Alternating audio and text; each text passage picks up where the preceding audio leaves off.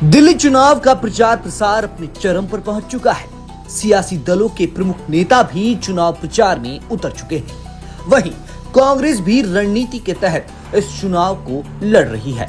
Voting से पहले कांग्रेस ने एक अंदरूनी सर्वे करवाया है, जिसमें पार्टी ने पाया है कि तकरीबन 1 दर्जन सीटों पर कांग्रेस की जीतने की संभावनाएं बनी हुई है। इसी वजह से अब चुनाव में बाकी 8 से 9 दिन पार्टी के शीर्ष नेता इन सीटों पर जोरों शोरों से प्रचार करेंगे और इसी के तहत अगले दौर में प्रचार की रणनीति भी तय की जाएगी। दिल्ली चुनाव को लेकर इन दिनों लगातार AICC यानी ऑल इंडिया कांग्रेस कमेटी की बैठकों का दौर जारी है।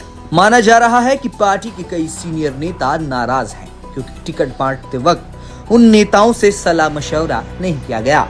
ऐसे में शुक्रवार को पार्टी ने सीनियर नेताओं के साथ बैठक करके आगे का प्लान बनाया है। जिन 12 सीटों पर कांग्रेस खुद को मजबूत पाती है, उनमें से कुछ सीटों पर बात कर लेते हैं। सबसे पहली सीट है बादली। यहाँ से दिल्ली कांग्रेस अध्यक्ष देवेंद्र यादव चुनाव लड़ रही हैं। दिल्ली में 1 महीने तक दिल्ली न्याय यात्रा का नेतृत्व करने वाले देवेंद्र यादव पिछली बार भी इस सीट से चुनाव लड़े थे, लेकिन हार गए थे।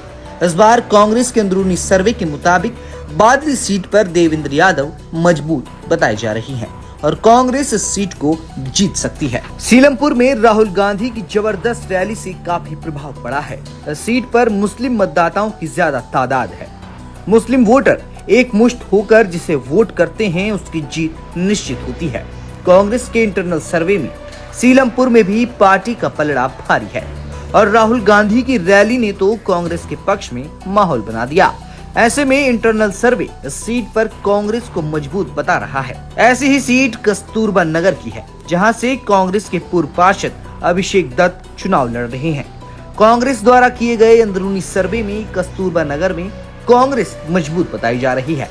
ऐसे ही सुल्तानपुर माजरा, बल्ली मारान, मठिया महल, सीमापुरी और ओखला जैसी सीटें हैं, जिनमें अल्पसंख्यक वोटरों की तादाद बहुत ज्यादा है और वो जीत हार का अंतर तय करते हैं। ऐसी ही कुल मिलाकर 12 सीटें हैं जहां कांग्रेस खुद को मजबूत पाती है। कुल मिलाकर जिन सीटों पर अल्पसंख्यक वोटरों की तादाद ज्यादा है, वहां कांग्रेस खुद को मजबूत बताती है। दिल्ली में अल्पसंख्यक मतदाताओं वाली सीटों पर आम आदमी पार्टी की पकड़ मजबूत है, मगर इस बार कहीं न कहीं राहुल गांधी की रैलियों का असर इन सीटों पर पड़ सकता है। यूं तो राहुल गांधी एक रैली सीलमपुर में कर चुके हैं। राहुल सदर बाजार और मुस्तफाबाद में भी रैली करने वाले थे, लेकिन उनकी तबीयत बिगड़ गई, जिसके बाद उनके कार्यक्रम रद्द हो गए। लेकिन ये अंदरूनी सर्वे आने के बाद माना जा रहा है कि दिल्ली में फिर से राहुल गांधी बड़ी रैलियां करने जा रही हैं।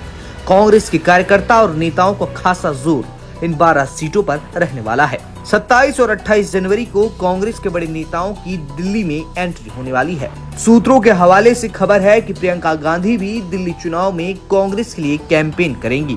दिल्ली में कांग्रेस को बचाए रखने की करो या मरो वाली स्थिति पार्टी के सामने आ गई है।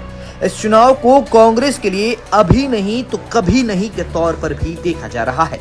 दरअसल कांग्रेस सवालों से जूझ रही है कि अगर कांग्रेस अच्छा प्रदर्शन करती है और आम आदमी पार्टी को रोकने में कामयाब होती है, तो उस पर सांप्रदायिक ताकतों को मजबूत करने का आरोप लगेगा।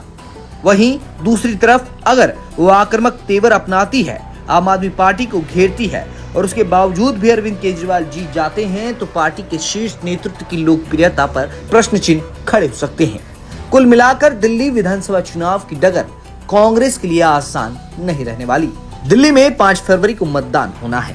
8 फरवरी को दिल्ली चुनाव के नतीजे आएंगे। ऐसे में ये देखना होगा कि इंटरनल सर्वे में जिन 12 सीटों पर कांग्रेस अपने आप को मजबूत पाती है, उन सीटों पर कांग्रेस का प्रदर्शन कैसा रहता है। हंगामा टाइम्स की तमाम खबरों को देखने के लिए हंगामा टाइम्स को सब्सक्राइब कर लीजिए और बेल आइकन दबा लीजिए। अगर आपको ये वीडियो अच्छा लगा हो तो लाइक बटन प्रेस कर अपनी प्रतिक्रिया हमारे कमेंट बॉक्स में देना मत भूलें।